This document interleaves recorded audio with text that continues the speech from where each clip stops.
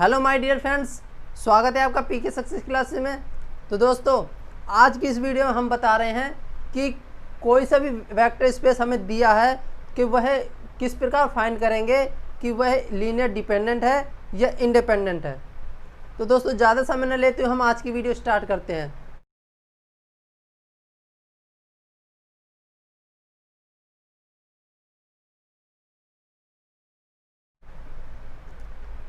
तो दोस्तों, यदि आपको दो वेक्टर स्पेस दिए हुए हैं, यदि आपको दोस्तों वेक्टर स्पेस दिए हुए हैं एक्स एंड वाई, ठीक है दोस्तों, यदि आपको दो वेक्टर स्पेस दिए हुए हैं एक्स एंड वाई, तो दोस्तों इन दोनों को हम सबसे पहले तो क्या करेंगे दोस्तों, जोड़ेंगे। यानी एक्स की वैल्यू हमें कोई दी हुई है, वेक्टर स्पेस एक्स की वैल्यू है हमारे पास x1, x2,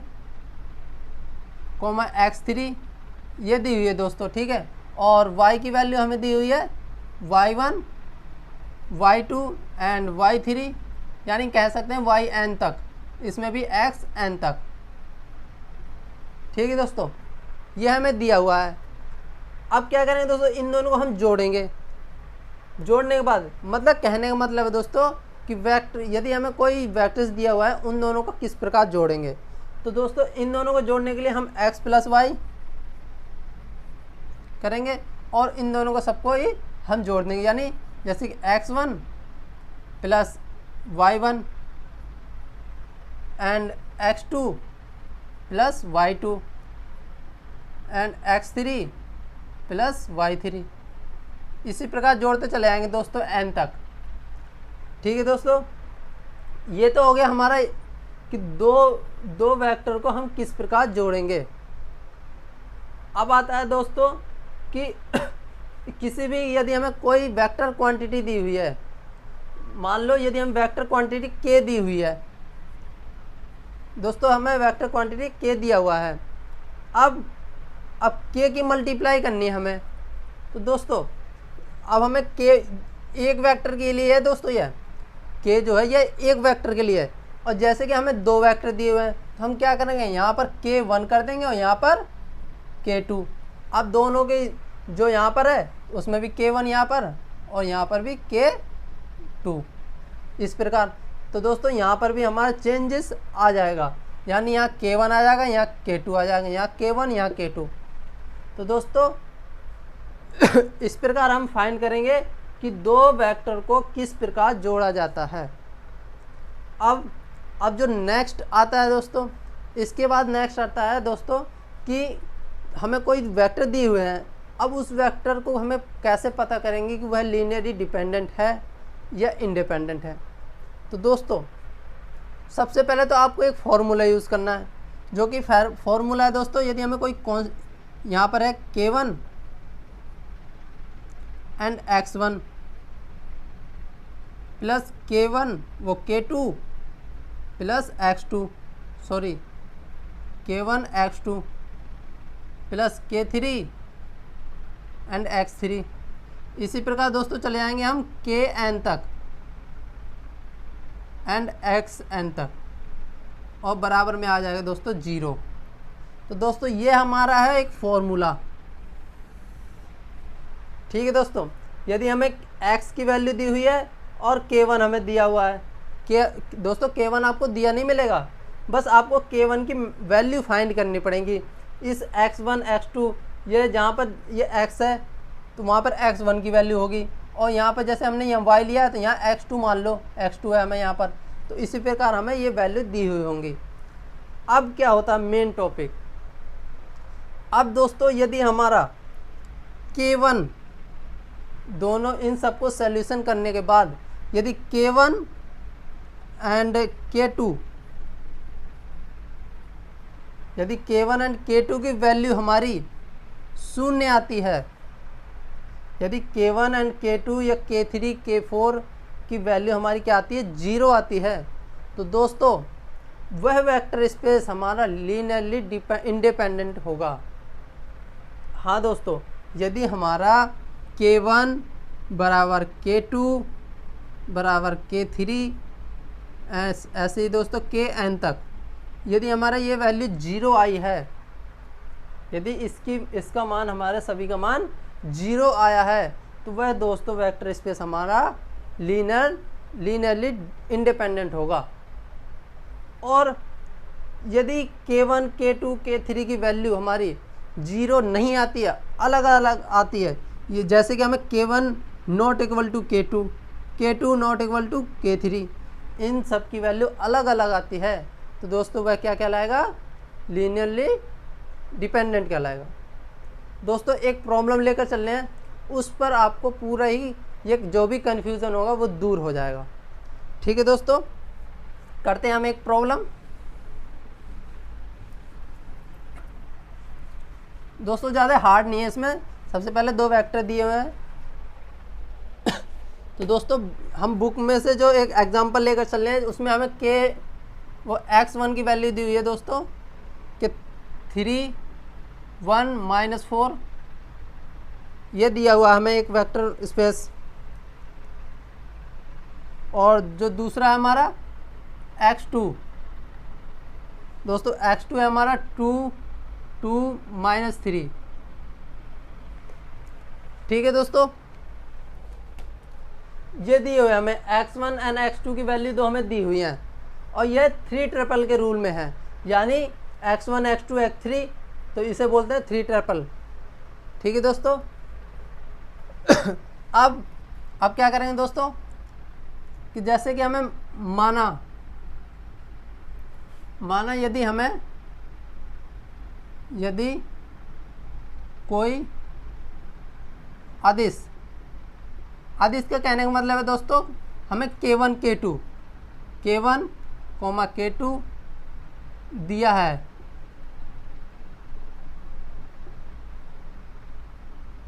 जिसमें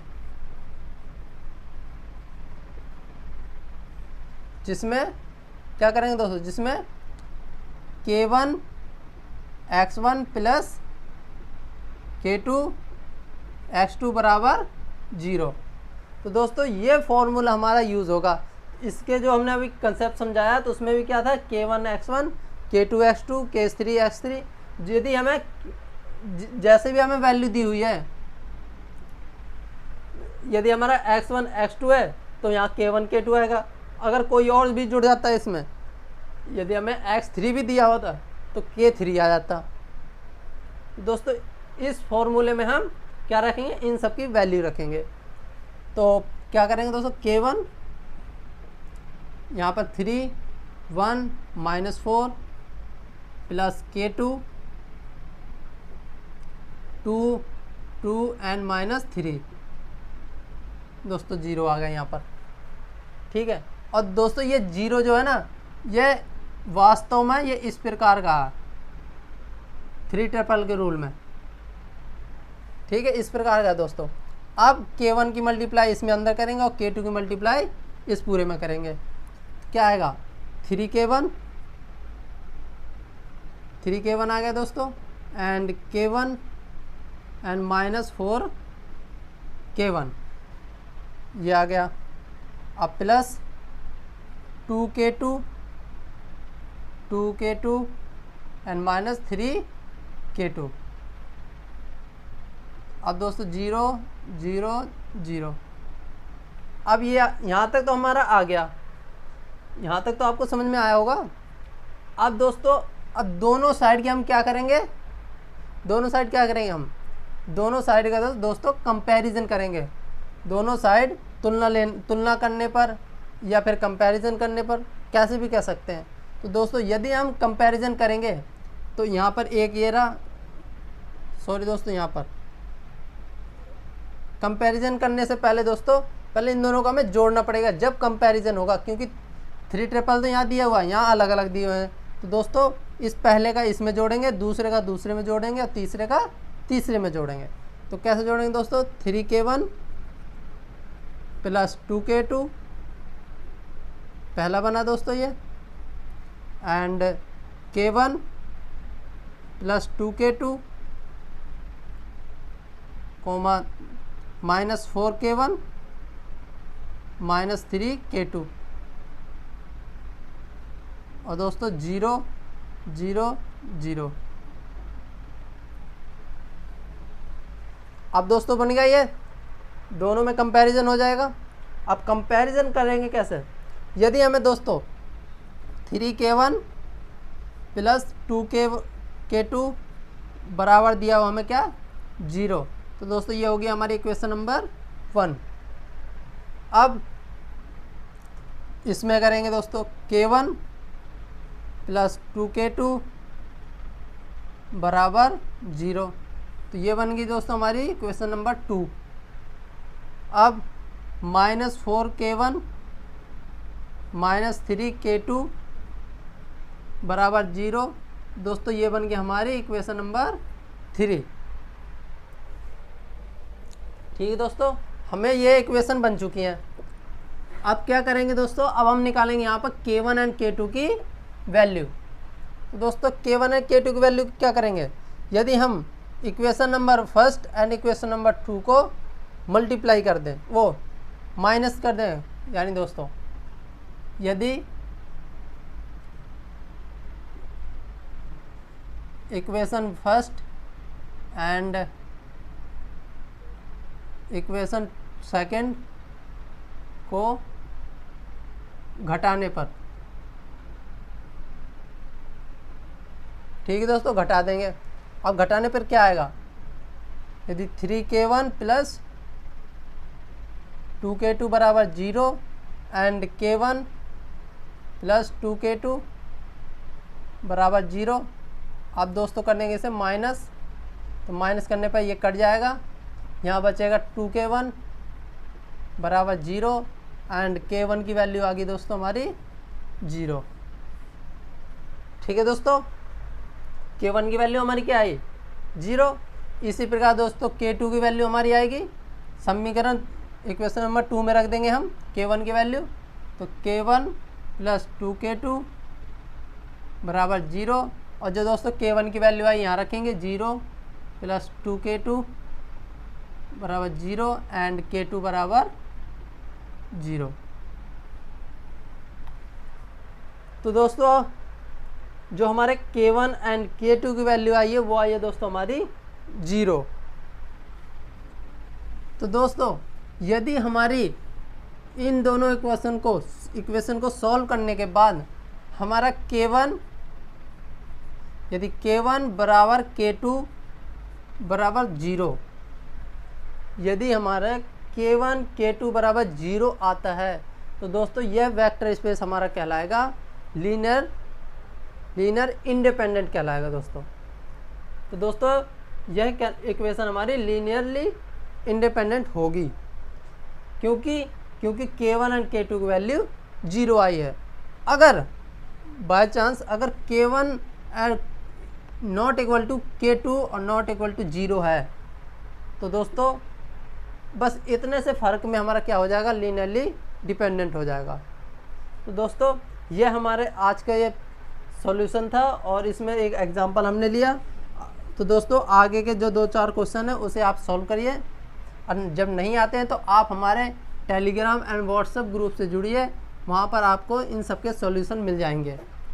ठीक है दोस्तों, आई होप दोस्तों आज की इस वीडियो में आपको पूरा समझ में आया होगा कि किस प्रकार हम किसी भी वेक्टर स्पेस को किस प्रकार फाइंड करेंगे कि वह लीनियरली डिपेंडेंट है या इंडिपेंडेंट है। तो दोस्तों इसमें करना कुछ नहीं होता, दोनों को किसी वेक्टर क्वांटिटी से मल्टीप्लाई करने के बाद उस वेक्टर क्वांटिटी के हमें मान निकालने पड़ते हैं। यदि k1 k2 k3 किसी प्रकार हमारा ये वेक्टर क्वांटिटी हैं, यदि इनमें से किसी का भी एक मान अलग हो जाता है तो वह दोस्तों कहाँ चला जाता है, वह चला जाता है दोस्तों लीनियरली डिपेंडेंट में। अगर सभी के मान k1 k2 k3 इन सब के मान, यदि इन सब के मान k1 बराबर k2 k3 बराबर 0 है, तो दोस्तों वह हमारा पहुंच जाएगा लीनियरली इंडिपेंडेंट में। और दोस्तों हमें इसे दूसरे तरीके से भी हम फाइंड कर सकते हैं कि इन सब की एक रैंक निकालने के बाद, यानी हम डिटरमिनेंट मेथड से या एशेलन फॉर्म के माध्यम से यदि हम इसकी रैंक निकालते हैं और हमें कोई भी, जैसे कि हमें x1 दिया हुआ है हमें 3 ट्रिपल के रूल में, यदि 3, 4 एंड 5, कहने का मतलब 3 ट्रिपल का रूल का मतलब है 1, 2, 3 इस प्रकार दिया हुआ है। और हमारी रैंक यदि निकालने पर, मतलब कहने का मतलब है यदि हमारी इक्वेशन बनी थी ना दोस्तों ये 3, इन इक्वेशन को हम यदि वेक्टर में चेंज करें, वो मैट्रिक्स में चेंज करते हैं, जैसे कि हमें 3k1 प्लस 2k2 बराबर 0, k1 प्लस 2k2 बराबर 0 and minus 4k1 minus 3k2 बराबर 0। यदि दोस्तों ये हमें दिया हुआ है तो हम इस प्रकार का यहाँ पर हम एक मैट्रिक्स बना लेंगे, ए मैट्रिक्स। और ए मैट्रिक्स बनाने पर यदि हम इसकी रैंक निकालते हैं और रैंक हमारी 3 ट्रिपल के रूल के अनुसार या 3 ट्रिपल के फॉर्म के अनुसार यदि हमारी रैंक 3 आती है तो वह दोस्तों हमारे कहलाएगा लीनियरली इंडिपेंडेंट। अगर 3 से कम होती है रैंक, यदि 3 से रैंक कम जाती है, ये ज़्यादा जाती है, तो वह दोस्तों आ जाएगा लीनियरली डिपेंडेंट में। तो दोस्तों हम इसके माध्यम से भी निकाल सकते हैं और ये k1 एंड k2 के अनुसार भी। तो दोस्तों आई होप आपको ये वीडियो पसंद आई होगी। दोस्तों अगर आपको ये वीडियो पसंद आई हो तो आप इस वीडियो को लाइक करें, कमेंट करें और इस चैनल को सब्सक्राइब करें। और दोस्तों हमारे टेलीग्राम चैनल को ज्वाइन करें, क्योंकि आपकी first year, second year and third year की बुक वहाँ पर सभी हैं। तो दोस्तों ज़्यादा समय न लेते हुए हम आज की वीडियो यहीं पर समाप्त करते हैं और मिलते हैं अपने नेक्स्ट वीडियो में।